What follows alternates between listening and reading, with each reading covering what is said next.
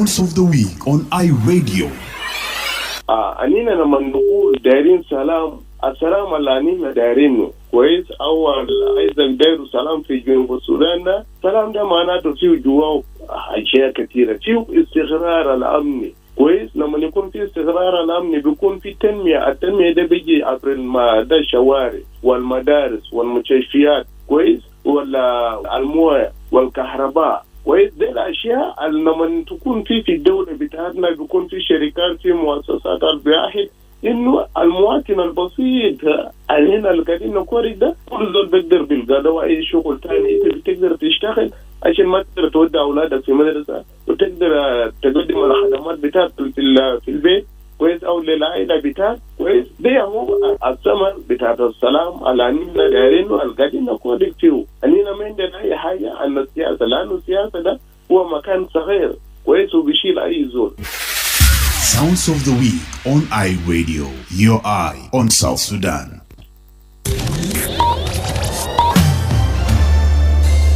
Live from Juba, on air and online. This is iRadio News.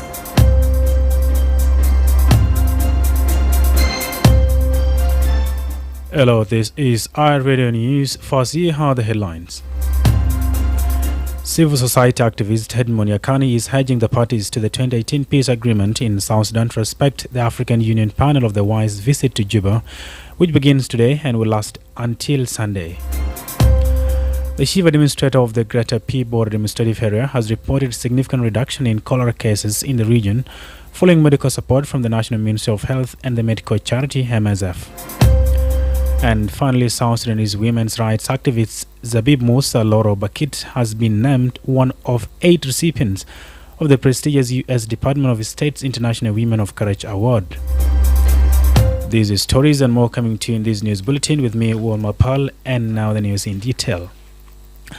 A South Sudanese-led Pan-African Peacemakers Alliance has commended the AU Commission's decision to dispatch a high-level delegation of panel of the WISE to visit Juba to engage 2018 peace parties to de-escalate tensions in the country. In a written statement on 31st March, the chairperson of the African Union Commission, Mahmoud Yusuf Hali, announced that the mediation efforts had to engage all the stakeholders to de-escalate tensions and promote dialogue. Yol Gatquoth, the founder of Pan-African Peacemakers Alliance, applauded African Union's planned mediation efforts for South Sudan and termed it as a crucial move in reducing the current political tension. Gatquoth spoke to already in an exclusive interview yesterday.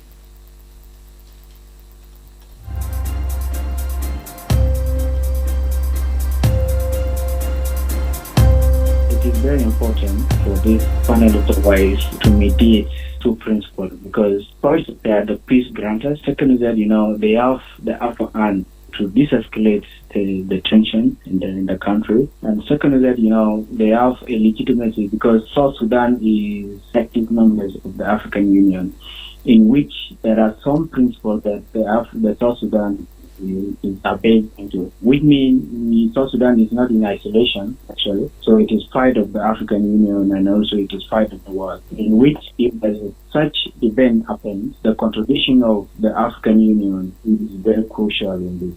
And also, we are the members of which no one should say that the final will not do anything. So I look at it in a positive way at the coming of these two, because these are the very people who also need to engage the leaders in 2018 peace agreement. The youth-led organization is appealing to youth and South Sudanese leaders to embrace peace. Peace and human rights activist Gatquoth is also advocating for peace and reconciliation as opposed to hate speech. And let us also, engage our leaders, make sure that they should also, contribute and also respect, promote and fulfill the human rights, which is their duties as well as a government. So we should not, take sides, advocate for peace and reconciliation. My message to the international community and the regional grantors, I think it is very important also to continuously engage our leaders, and have a deep conversation with them, and for them to embrace dialogue among themselves, not to use violence as a way of solving problems. Civil society activist Edmund Yakani is urging the parties to the 2018 peace agreement in South Sudan to respect the African Union panel of the WISE visit to Juba, which begins today and will last until Sunday. The AU's mission is to help de-escalate the ongoing political tension, promote dialogue, and ensure the full implementation of the peace agreement. During their visit, the AU panel of the WISE will engage South Sudan, its leadership, including President Salva Kiir, vice presidents, government institutions, and security officials. They are also set to meet with the regional partners such as IGAD and the ceasefire and transitional security arrangements monitoring and verification mechanism. Yakani, the executive director of the Community Empowerment for Progress organization, expressed his appreciation for the AU's efforts. He hopes the visit will encourage South Sudanese leaders to resolve their political differences through dialogue rather than violence. Yakani emphasized that violence only harms the common citizens and urged the leaders to honor the visit and work towards de-escalation. He also praised the coordinated approach of the AU, IGAD, and the UN, calling for their influence to push leaders towards peaceful resolutions and the respect of concessions made under the peace agreement. As a SEPA, we appreciate the positive response of AU, IGAD, and UN to our appeal that there's a need to have a coordinated approach for influencing our leaders to opt to resolve their political differences through dialogue and de-escalate the violence. And we hope that as this delegation are rolling out their action in Juba town, we hope that they will be inclusive and they will influence our leaders to opt to pick dialogue as the best way of resolving their political differences, because violence never pay, violence never help, violence make us so vulnerable, and violence inflict on us a painful price that our common citizens are paying. And I hope that our leaders at their various capacity should honor, respect the coming in of a coordinated mechanism of IGAD, AU, and UN to ensure that they escalate the ongoing deadly violence and they reach consensus. The AU panel of the WISE, established in 2007, plays a crucial role in conflict prevention and resolution within the African Peace and Security Architecture. The panel is tasked with supporting the work of the Peace and Security Council, particularly in conflict prevention and resolution across the continent. Elsewhere, Juba police authorities have confirmed that a fire broke out this morning in an office in the National Ministry of Housing and Lands building, damaging electrical appliances, computers, televisions, and documents. According to Deputy Police Spokesperson Major Lynn Wilson Simon, the fire was caused by an electrical short circuit in the air conditioning unit. Major Lynn says firefighters arrived in time and contained the fire. She reported that damage was limited to the office of the Executive Director of the Minister, where the fire broke out with no one hurt. الحصل كالآتي قبل الصباح جانا الخبر بأنه في حريق في مجمع بتاعت الوزارات، فاتحركنا طوالي ومشينا المجمع. لما وصلنا هناك لقينا في وزارة فيها مشترك ما بين الهاوزنج ومعاه ناس الرود. فلما نحن مشينا فوق هناك لقينا انه بالضبط الحريق قامت في الجزء الخاصة او الوزارة الخاصة بيشرب بالناس بتاعت الهاوزنج. الكويس انه اول ما وصلنا لقينا الناس بتاعت المطافي هم كانوا قايمين بالدور بتاعهم وانه الحريق شبه انخمدت. فمشينا للإدارة عشان نجي نشوف الاسباب بتاعت الحريق. مشينا المكتب بتاعت الوزير. الحريق كانت في مكتب الوزير اكزاكتلي في الجزء الخاص بالاوفيس مانجر او المدير بتاعت المكتب حقت الوزير. فبيقول بانه هو الصباح لما قام فمشي عشان يدور المكيف، فلما ندور المكيف عمل شوت بتاعت الكهرباء، فالنتيجه اللي ده اندلع الحريق. فالحمد لله ما كلمنا معه وسالنا انه في حرائق او خسائر في الارواح، فاكدنا بانه ما في خسائر في الارواح الحمد لله، لكن في الممتلكات او انه مثلا المكتب بتاعت الاكزيكتيف اوفيس الجزء الكبير اتحرك وفيه دمج بتاعت الكمبيوترات والاساسات الى ما لا نهايه. فالكلام ده كان حوالي الساعه 9 صباحا حسب الكلام بتاعه. فده الحاجه البسيطه نحن ممكن. This is iRadio 1 o'clock news. The chief administrator of the Greater Peabody Administrative Area has reported a significant reduction in cholera cases in the region following medical support from the National Ministry of Health and the medical charity MSF. The cholera outbreak had previously claimed over 100 lives, but recent interventions have helped control the spread of the disease. On March 24, 2025, the National Ministry of Health sent a cholera response team along with essential medical supplies to the area. Despite ongoing new cases and deaths, the number of infections and fatalities has decreased compared to previous weeks. As of now, there have been about 2,500 cholera cases with 240 deaths. Administrator Peter Guzulo Maze highlighted several measures that helped curb the outbreak, including hand washing, proper food preparation, and access to clean water. The deployment of qualified medical staff and the delivery of medical supplies, including beds and sanitation products from MSF, played a significant role in the improvement. We still have some new cases, we still have some deaths, but I can say that the situation is a little bit improving. The number of the cases have reduced, and also the death toll has gone down a little bit. We have recorded a few deaths compared to the last 2 weeks. And also in Bibor, Kwangole, and the group where the disease has started, you can see it's a good reduction of cases. Cumulative number for the cases has gone to 2,500 actually, and the death toll has gone to 240. The chief administrator expressed gratitude for the support, emphasizing that the presence of its skilled doctors and proper medical supplies had a major impact on reducing the death toll and managing the outbreak effectively. Some of the measures that we put in place: 1, social distancing; 2, washing hands; 3, warming foods; 4, drinking clean water; and most importantly, we receive good supplies from National Ministry of Health. We also got intervention from MSF. We brought some of the supplies and also some doctors. Also, the Ministry of Health has sent us some qualified doctors. And this is what brought this impact. Because, in those days when the outbreak took place, we did not have enough qualified doctors. And the medicine which were in place were not even prescribed rightly. That is why many people died. But of today, we have many skilled doctors in the facility. MSF has brought some beds, and this is what brought all these improvements.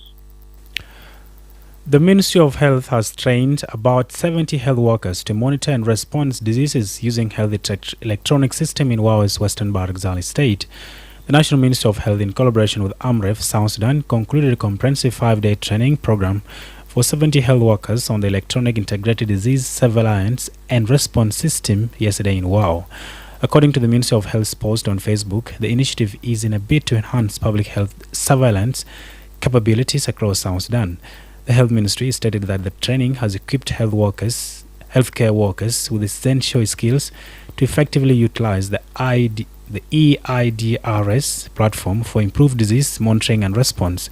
It says participants engaged in hands-on activities, discussions, and practical exercises focused on improving the accuracy, completeness, and timeliness of disease reporting. It adds that the skill will empower WOW health workers to gather and analyze health data more effectively and efficiently, leading to informed, data-driven decisions in addressing public health challenges. The Under Secretary of the National Ministry of Health, Honorable Dr. Nin Ngot, urged the participants to seize the opportunity to enhance their skills and knowledge in tackling public health issues. The training is specifically targeted key technical health personnel, including its state directors for preventive health services, its state surveillance officers, county health directors, CHDs, county surveillance officers, and health facility staff, such as clinicians and data clerks. The 70 participants were drawn from the 4 states of Bahar al-Ghazal. These include Western and Northern Bahar al-Ghazal, Lakes and Warabi states, and Abia administrative area. You are listening to iRadio News. South Sudanese women's rights activist Zabib Musa Loro Bakid has been named one of 8 recipients of the prestigious U.S. Department of State's International Women of Courage Award. With over 10 years of experience advocating for women's rights in fragile post-conflict regions, Bakid is recognized for her tireless work in South Sudan and the Horn of Africa. Tek Joglam files more. Bakid, the founder and executive director of Women for Justice and Equality, has held numerous leadership roles, including as the former chairperson of the East African National Network of Health Service Organizations and a member of the NGO Forum Steering Committee. Her organization is a key implementer of women, peace and security programs in South Sudan, providing vital support at the grassroots level. The other awardees are Henriette Da of Burkina Faso, Amit Sosana from Israel, Major Velena Iga of Papua New Guinea, and Angelique Sonko of Philippines, Georgiana Pascu of Romania, Namini Wijedasa of Sri Lanka, and Amat Al-Salam Al-Hajj of Yemen. Henriette Da of Burkina Faso is recognized for her leadership in human rights advocacy and her role as the president of the National Human Rights Commission. Amit Sosana of Israel, awarded for her advocacy on behalf of hostages taken during the October 7, 2023 attacks in Israel. Major Velena Ig of Papua New Guinea is honored for her work combating violence against women, human trafficking, and sorcery accusation-related violence. Angelique Sonko of the Philippines is celebrated for her efforts in women's rights and environmental protection. Georgiana Pascu of Romania acknowledged for her commitment to promoting accountability and justice. Namini Wijedasa of Sri Lanka is recognized for her courageous investigative journalism, particularly focusing on corruption and human rights.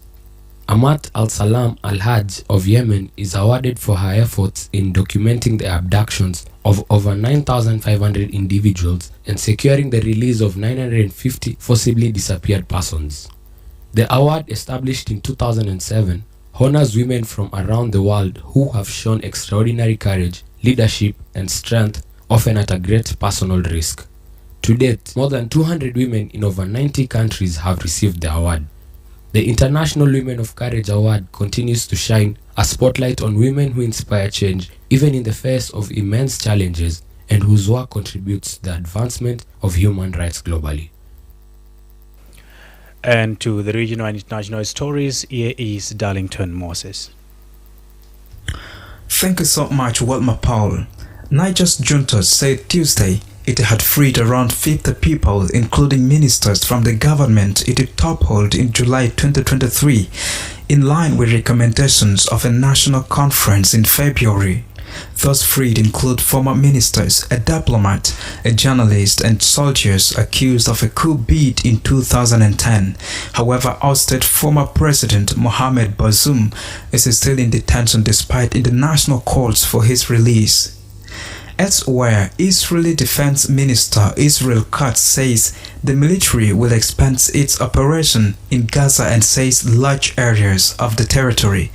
In a statement on Wednesday, Katz said the expanded operations aim to destroy and clear the area of terrorists and terrorist infrastructure.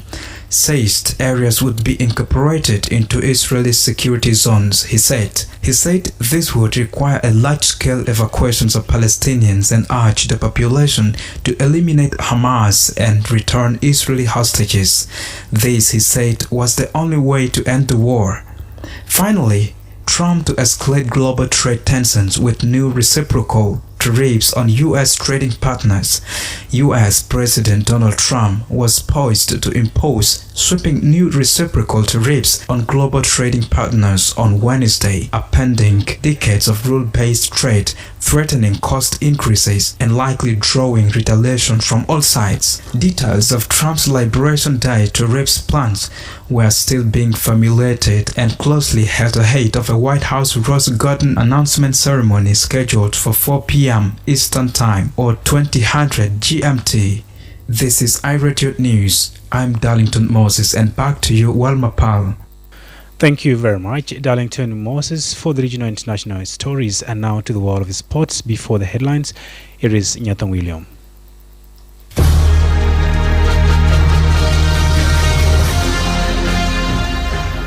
Al-Malakia Juba delivered an outstanding performance, securing a dominant 5-0 victory over Bentiu City in the 16th round of the South Sudan Premier League. Their midfielders play a crucial role, helping the team establish a 2-0 lead by halftime before adding 3 more goals in the second half. With this win, Al-Malakia Juba now holds 29 points, placing them in 5th position, while Bentiu City remains in 10th with 11 points. Meanwhile, today's fixtures feature a clash between Layum Hunter and Al Salam Awil, with both teams looking to recover from defeats in their previous matches. In the Premier League, Nottingham Forest moved closer to realizing their Champions League dreams as Anthony Elang's solo strike defeated his former club Manchester United. Bukayo Saka scored just 7 minutes into his return after 101 days out injured to help Arsenal beat Fulham at Emirates Stadium.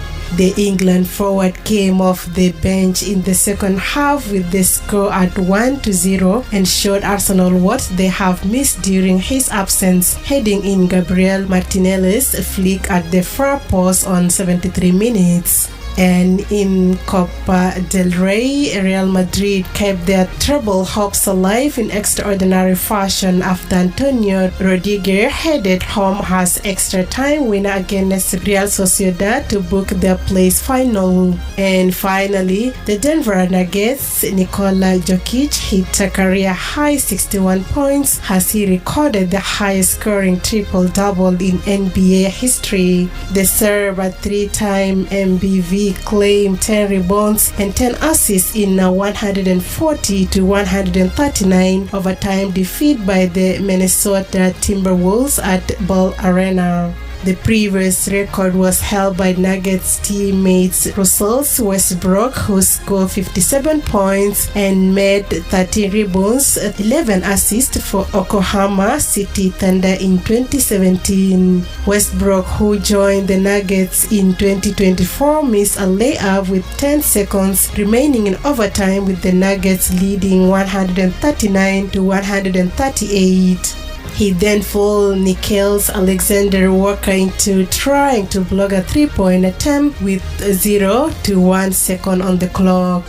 That's all in the world of sport, and now back to you, Mapal.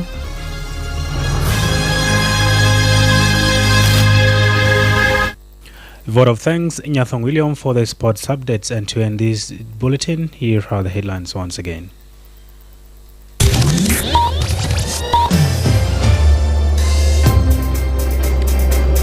Civil society activist Edmond Yakani is urging the parties to the 2018 peace agreement in South Sudan to respect the African Union panel of the WISE visit to Juba, which begins today and will last until Sunday.